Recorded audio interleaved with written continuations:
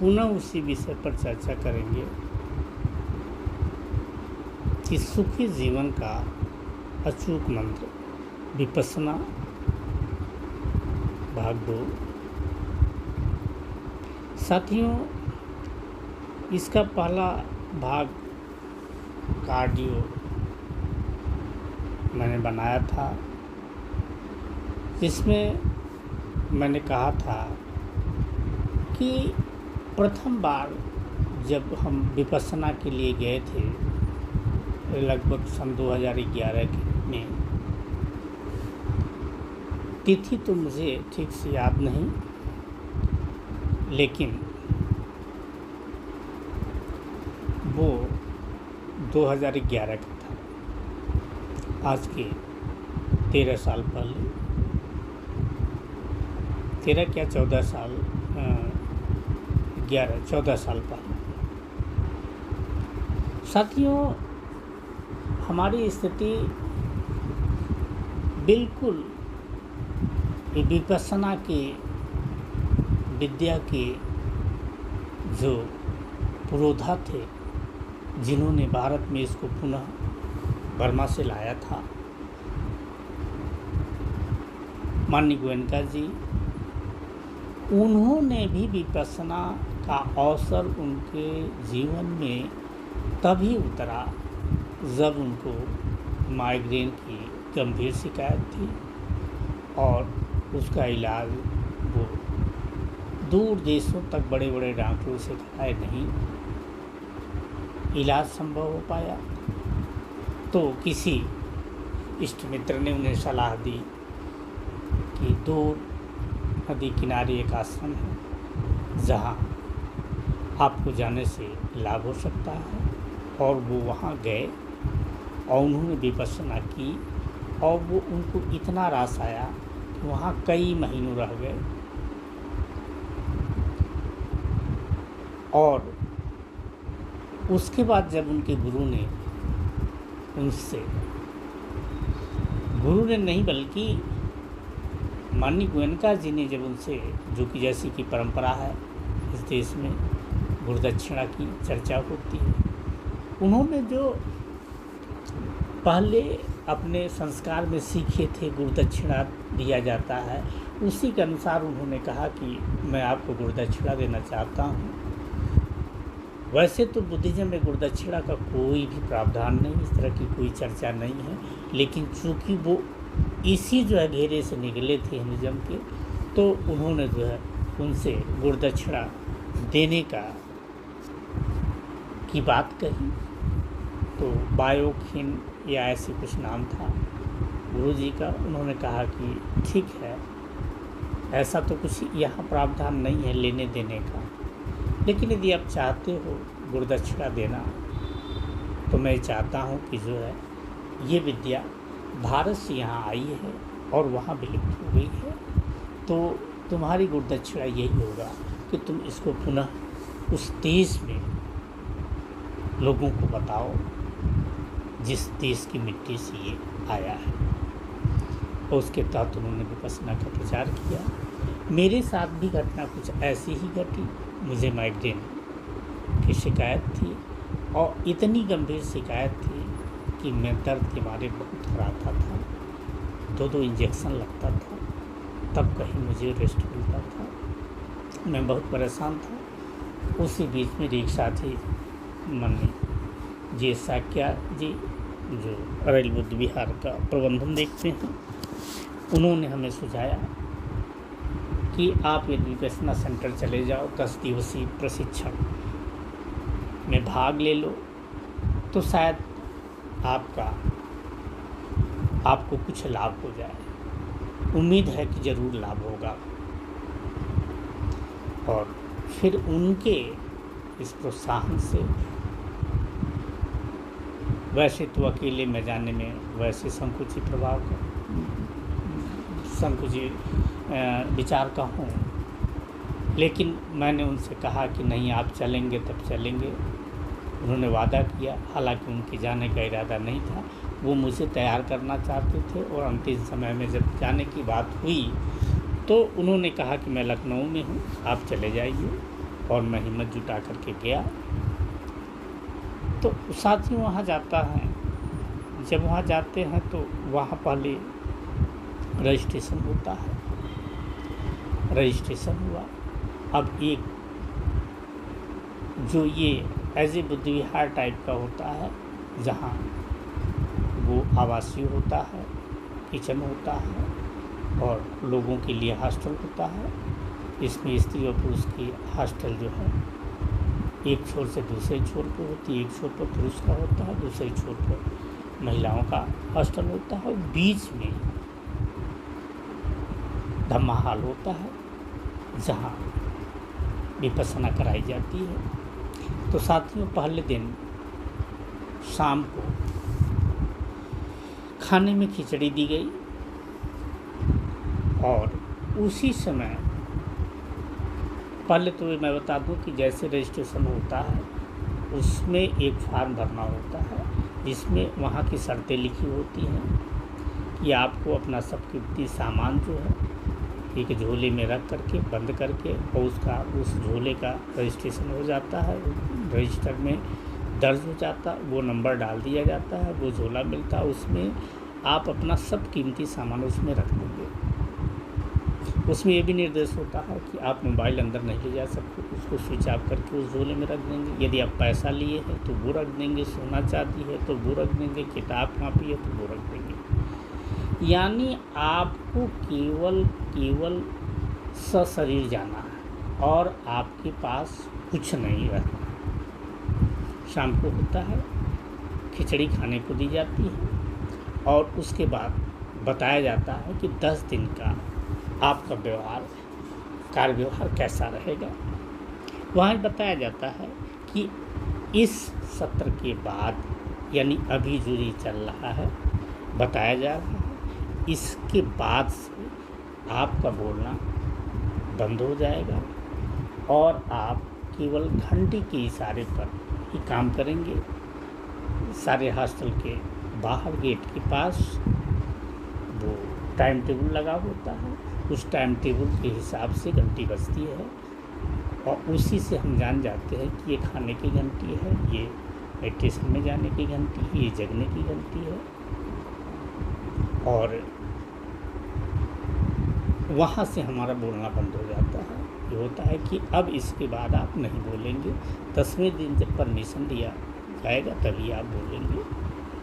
शाम को फिर सब को कमरा अलॉट होता है, सबके अलग अलग रूम होते हैं और अपने अपने रूम में आप व्यवस्था रहती है, बिस्तर रहता है और सब कुछ रहता है। आप वहाँ जाते हैं और उस दिन एक बार जो है धम्मा हॉल में बुलाया जाता है और वहाँ जा कर के आनापानसती का जो है प्रयोग होता है।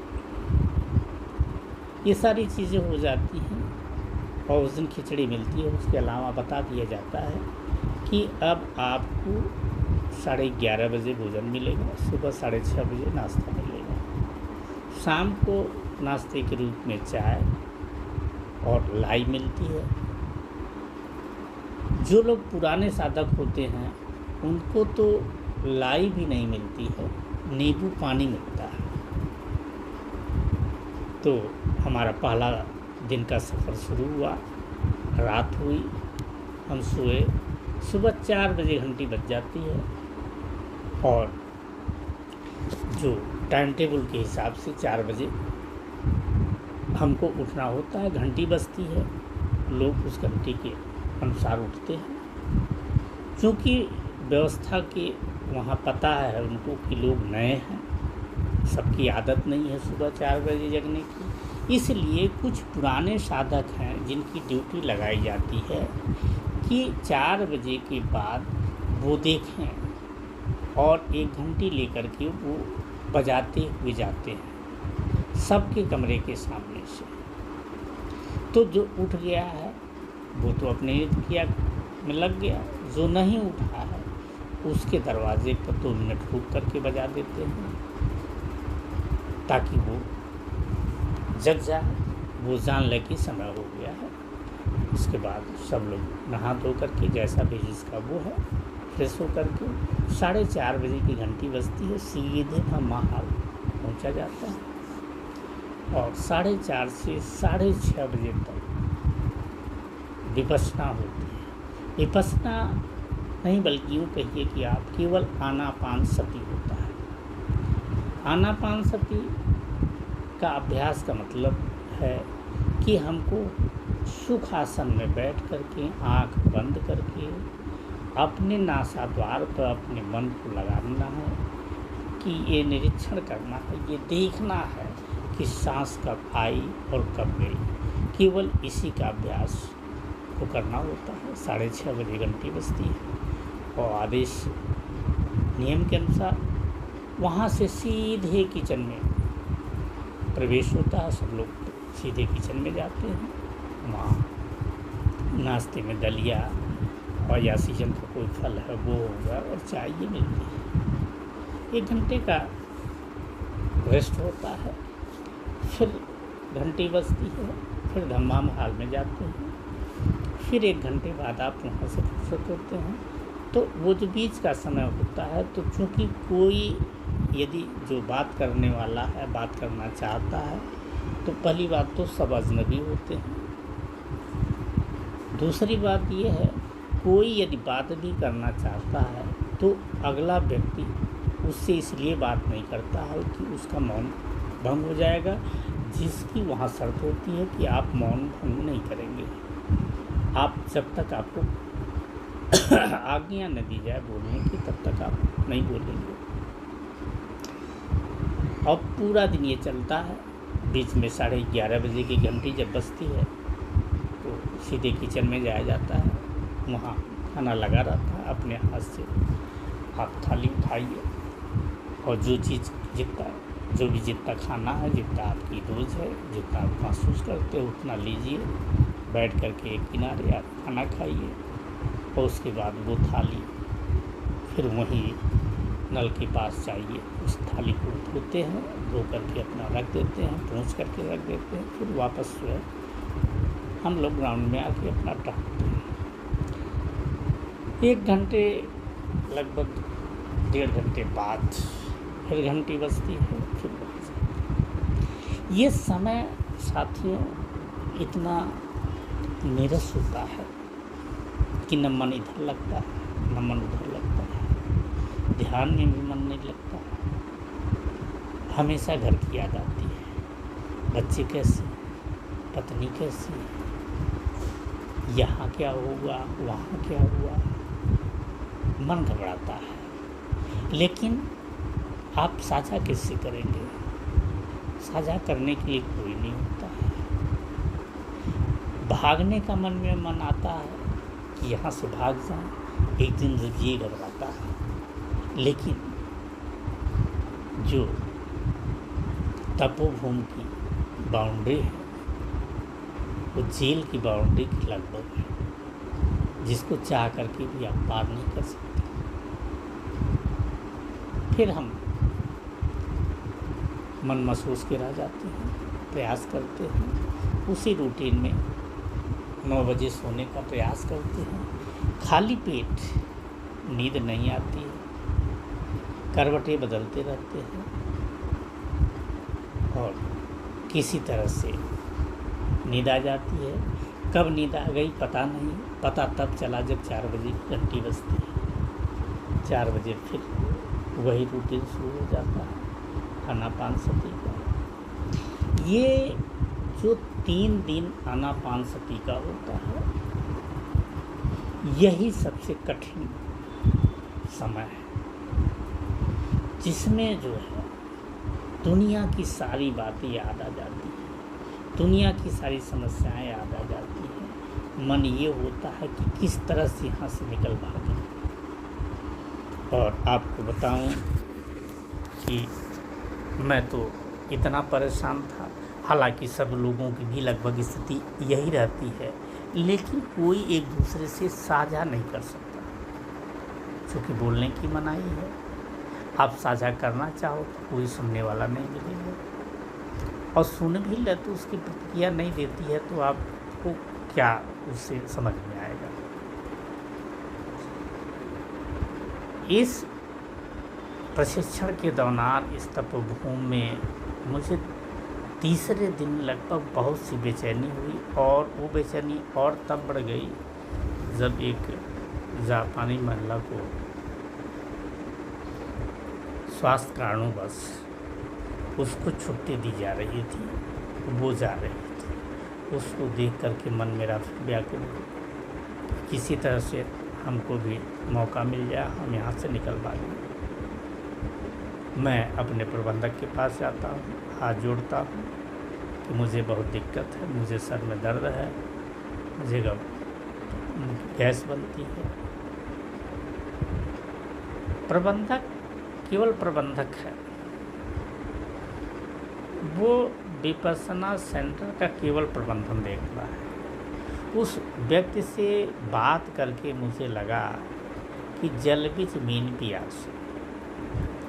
विपश्यना सेंटर का प्रबंधन देखना है तो, लेकिन विपश्यना का ABCD भी उसको पता नहीं, उसका कोई प्रभाव उसके ऊपर नहीं। जैसे पत्थर की मूर्ति हो, पत्थर की कोई चीज़ हो, पानी डाल दो सब नीचे बह जाएगा। चिकना घड़ा जैसे जो है वो व्यक्ति था। मैंने जब उससे रिक्वेस्ट किया, प्रार्थना की कि मुझे छुट्टी दे दी जाए, वो व्यक्ति हमें उस सेंटर का जो है शर्तों का हवाला दिया।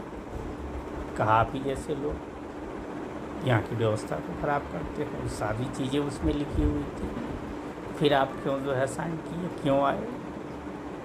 और मैं कुछ नहीं कर सकता, जाइए अपने टीचर से। तो साथियों, वहाँ एक व्यवस्था है कि यदि आपको कोई तकलीफ़ है, आप कुछ बात करना चाहते हैं, कुछ अपनी व्यक्तिगत समस्या साझा करना चाहते हैं, तो व्यवस्था है कि आप अपने टीचर से कर सकते हैं, वो उसका समाधान करेंगे। फिर जैसे मेडिटेशन विपश्यना वहाँ से समाप्त होती है, शाम को मैं टीचर के पास जाता हूँ और अपनी समस्या बताता हूँ, और मैं प्रार्थना करता हूँ कि मुझे छुट्टी दे दी जाए। साथियों, आप देखेंगे उस व्यक्ति से बात करके मुझे लगा कि वाकई जो है विपस्सी जो होता है, जिसने विपश्यना किया और जिसने जीवन में उतार लिया, उसी जो है ग्राउंड में प्रबंधक भी रहता है, उसी ग्राउंड पर टीचर भी रहते हैं, लेकिन दोनों के व्यवहार में बहुत बड़ा अंतर मैंने पाया। जहाँ प्रबंधक हमको बहुत कड़ी जो है शब्दों में हमको डांट रहा था, वहीं जो है जब टीचर को मैंने बताया तो बड़े प्यार के शब्दों में उन्होंने हमको समझाना शुरू किया और मेरी सारी समस्याओं को सुने। और वही मैं कहता हूँ कि वाकई विपश्यना जिसके जीवन में उतर जाए, उसके जीवन से ये जितनी मान अपमान और अन्य चीज़ें हैं जो आदमी प्रतिष्ठा के लिए, सामाजिक प्रतिष्ठा के लिए मरता है, वो हमारे उस समय के टीचर थे माननीय राजकुमार सिंह चौहान जी, जो फतेहपुर के रहने वाले थे और वकील थे। और संजोग ये था, लेडीज जो टीचर थी वो मैडम थी, यानी हमारे जो चौहान जी थी उनकी पत्नी थी। ये बड़े सौभाग्य की बात है, ये बड़े गर्व की बात है कि दोनों लोग विपश्यना के टीचर थे। मैंने उनसे बताया कि सर जो है मेरा पेट तेज साफ होता है, मुझे गैस्ट्राइटिस से मेरा पेट फूलता है। उन्होंने कहा ठीक है, कोई बात नहीं। मैं राजस्थान गया था, वहाँ से एक बहुत बढ़िया मैं चूर्ण लाया हूँ, वो चूर्ण मैं तो दूँगा, आपका एकदम गैस से निजात मिल जाएगी। फिर मैंने उनसे कहा कि सर हमको प्रॉब्लम है, हम सुबह जो है उठते हैं तो हमको गर्म पानी पीते हैं, तब टहलते हैं, फ्रेश होते हैं, तभी जाके फ्रेश होता है, नहीं तो नहीं होता है।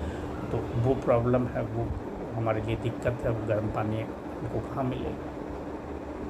ये देखिए, ये होते हैं गुरु, ये होते हैं टीचर, ये होते हैं विपश्यना करने वाले, विपश्यना को जानने वाले, जीने वाले लोग। उन्होंने तुरंत आवाज़ दिया किचन में, रसोइयों को बुलाया और कहा तुम कितने बजे उठते हो? कहा 3 बजे। हमसे गुरुजी ने पूछा कि आपको कितने बजे पानी चाहिएगा, हमने कहा 4 बजे। उन्होंने तुरंत निर्देश दिया कि आप इनको 4 बजे गर्म पानी उपलब्ध कराएंगे कल से। वो चला गया। फिर गुरुजी ने कहा कि आपकी समस्या का तो समाधान हो गया, अब आप आराम से जाइए। फिर भी मेरा तो केवल मन भागने का था। ये सारी चीज़ें तो एक बहाना था।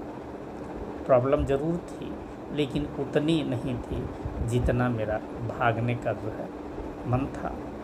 फिर मैंने कहा कि फिर भी सर हमको छुट्टी दे दें। तब उन्होंने एक डॉक्टर की कहानी सुनाई कि एक डॉक्टर साहब थे और वो भी दूसरे तीसरे दिन इतना व्यथित हो गए थे जैसे आप भागने की कोशिश कर रहे हैं।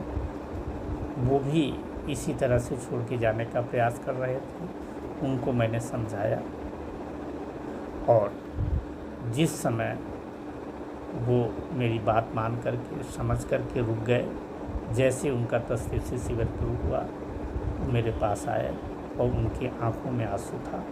उन्होंने कहा शायद आपकी बात न माना होता तो इतना अमूल्य क्षण जो सुख हमें प्राप्त हुआ, जो अनुभूति हुई, जो जीवन का दर्शन हुआ, वो न मिल पाता। उनकी आंखों में आंसू था और उन्होंने साधुवाद दे करके यहाँ से विदा लिया। इतना सुनने के बाद भी मैंने कहा सर फिर भी मैं कोशिश करूँगा, यदि उसके बाद न हुआ तो। उन्होंने कहा कुछ नहीं, आप जाइए, आप भूल जाइए, आप बहुत बड़े अवसर से वंचित हो जाएंगे चले जाएंगे तो। और आप जाइए आराम से, जाने की बात भूल जाइए। आप तपोभूमि में तपने के लिए आए हैं तो तप करके इसका जो है जो लाभ है उसको लेके जाइए, अन्यथा वंचित हो जाएंगे तो पीछे आपको पछताना पड़ेगा। और कोई भी समस्या हो मुझे आकर के बताएं, हम आपका पूरी तरह से उसका जो है समाधान करूँगा। और पुनः मैंने आचार्य जी को नमस्कार किया और अपने कमरे में आया। उस दिन किसी तरह से अपने आप को रोका। और साथियों 3 दिन के बाद वही है जैसे वहाँ 3 दिन आनापानसति होता है, 3 दिन आनापानसति, दैट मीन्स 3 दिन सांसों पर जब हम काम करते हैं तो धीरे धीरे मन कंट्रोल में होने लगता है, मन कंट्रोल हो जाता है, ध्यान लगने लगता है। यही उसकी विशेषता है कि मन कंट्रोल हो गया, चौथे दिन से विपश्यना शुरू हो जाती है। क्यों? यदि हम किसी को कंट्रोल नहीं कर पाते तो हम जहाँ चाहे उसको घुमा नहीं सकते। तो ये 3 दिन जो अभ्यास होता है ये मन को कंट्रोल करने का, सब 3 दिन के बाद मन कंट्रोल में आ जाता है। आप सांस पर अपने मन को रोक लेते हैं और जब रोकने का अभ्यास हो जाता है तब जो है विपश्यना की विधि बताई जाती है, जिसमें टॉप टू बॉटम सर के टॉप जगह से जो है निरीक्षण करना है आँख मूंद करके, और वहाँ से सर से लेकर के जो है कंधे पर होते हुए हाथ के अंगुलियों के पोर तक, फिर वापस जो है फिर वही क्रिया करते हुए यानी देखते हुए अपनी संवेदनाओं को महसूस करते हुए कि शरीर में कहाँ क्या कुछ हो रहा है। टॉप टू बॉटम जाते हैं, ऊपर से फिर मुंह की तरफ से नाक से होते हुए सीधे सीने से होते हुए पैर के अंगूठे तक जाते हैं और वहाँ से वापस आते हैं। इस क्षण हमको केवल ये देखना रहता है कि मुझे कहाँ क्या महसूस हो रहा है, अंग की किस। तो आप पाएंगे कि हर जगह तो आपको पता नहीं चलेगा, लेकिन मैक्सिमम जहाँ आपको खुजली होगी, जहाँ कुछ और होगा, और विशेष कर जोड़ जो है वो महसूस होते हैं, उंगलियाँ महसूस होती है बीच वाला। तो वहाँ ये बताया जाता है कि जहाँ कुछ महसूस नहीं हो रहा है दैट मीन्स वो अस्थूल है। तो जहाँ स्थूल है, जहाँ कुछ कंपन नहीं हो रही, कुछ संवेदना नहीं हो रही है, वहाँ आपको 1 मिनट, आधा मिनट, 20 सेकेंड रुकना है। और जब ये बार बार करेंगे तो पूरे शरीर में जो तरंगे चल रही हैं वो आपको महसूस होने लगेंगे। ये प्रक्रिया चलती है, कई दिन चलती है। 7वें दिन तक जो है एक अच्छे तरीके से विपश्यना का जो है कार्य होने लगता है। और आपको बताना कि 8वें दिन तक स्थिति ऐसी आती है कि 8वें दिन की बात क्या, मैं तीसरे दिन की बात भूल गया। तीसरे दिन के बाद चौथे दिन से मुझे घर की याद, परिवार की याद, समाज की याद, देश की याद सब खत्म हो जाती है। अब हमारे जीवन में केवल एक काम रह जाता है कि एक ही चीज़, एक ही सोच रह जाती है कि घंटे बजे ब्रह्मा हाल में जाना है, घंटे बजे टहलना है, घंटे बजे नाश्ता करने जाना है। बाकी दुनिया में और कुछ नहीं, किसी चीज़ का ख्याल नहीं रहता। और जैसा कि बताया कि 9वें या 8वें दिन से ये होता है कि जब हम निरीक्षण करते हैं टॉप टू बॉटम, सारे शरीर में केवल तरंगे महसूस होती हैं। पूरा शरीर एकदम तरंग में रहता है, टॉप टू बॉटम। फिर आपको कोई ऐसी जगह शरीर की नहीं है जहाँ तरंगे न महसूस हों। और इतनी प्रसन्नता होती है, सब कुछ हम भूल जाते हैं। और एक अपना जो है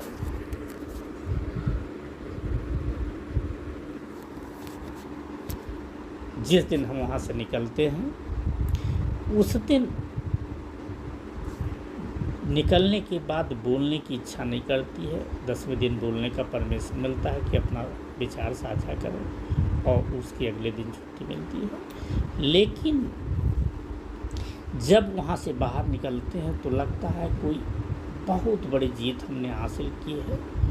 और वही स्थिति होती है जैसे बुद्ध को ज्ञान प्राप्त हुआ था, तो उनको लगता था कि ये चीज़ हम किसको पहले बताएं। 1 हफ्ते तक वो चुप रहे, ये खोजते हुए कि किसे बताएं। तो उन्होंने जो है फिर अपने 5 साथियों को पाया उस युग।